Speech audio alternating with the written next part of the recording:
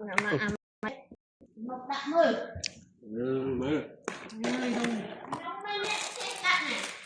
Đặt kho lại cho tân. Cho tôi ra cho tôi hàng ngày. Mà mới đặt cà tiêu mà đong nghe mình đặt bài. Đặt cà tiêu mà đong nè.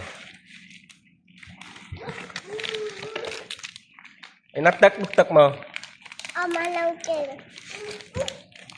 Tiêu. Lâu tắt đi. Ôi anh trai cái con đừng á, tạ nó vui chưa tới. Lâu à cái con mua luôn.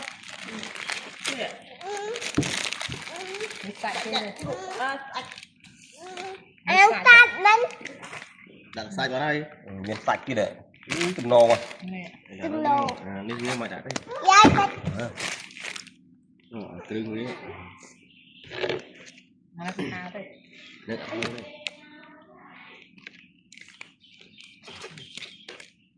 Đặt cà phê. Tắt máu. Tật máu. Tắt cực.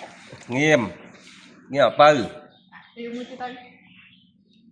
đặt là mui tới ba nói Đi nhưng mà nó hai một tiêu ơi xô đây kia nó.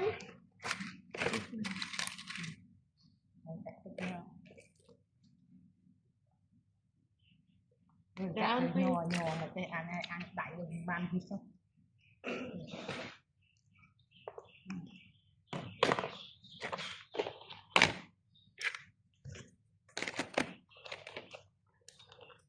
Chạy cùn. Trời nhé, thơ tay sao mày chạm được tiền. Coi chân cái ra bay oxy sập. Miền nhà thì được này.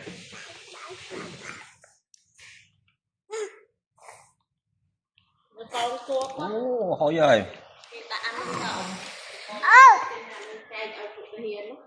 tụ kiên đang thơ mạch mình được ôn kênh hỏi rồi phù hai miền này ăn thật tự nhiên. Cổ được. chui chui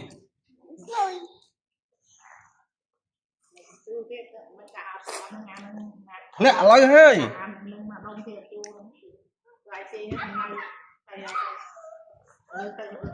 Chị ai ăn cái chưa? Không có khơi đấy.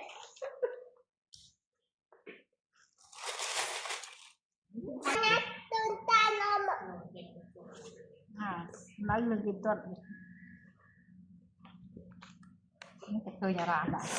Ra mấy con là chân na đã khơi thao không được. Chạy dưa luôn. Mà ta ăn cho ăn sự vui. Dùng quanh là nó mưa lên cùng ba hầu.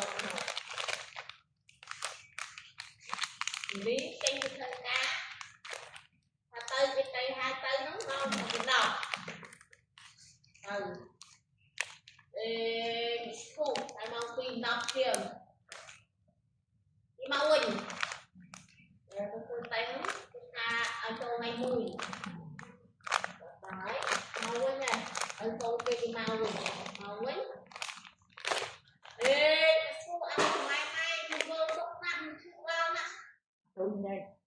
Mini à kìa.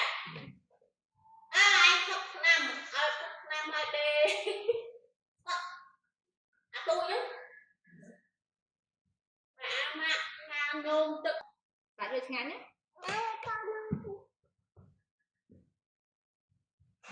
Nó bị on. Nó hơi xin sao nhé. Đi. Ý, anh khen đi viên free anh cho ăn luôn anh làm gì nó nhẹ. Khen đi viên cần. Mà tiêu bài rồi. Đây nhân bạn gieo tiết anh. Bài tay.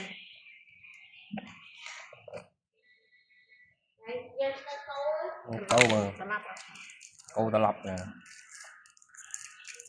chơi này mình lên cái chuột cho nó ai tôi sốc đấy anh ở ôi hồi chúc này ăn nó nè ngọc giác khi tây bạn mình thêm chọc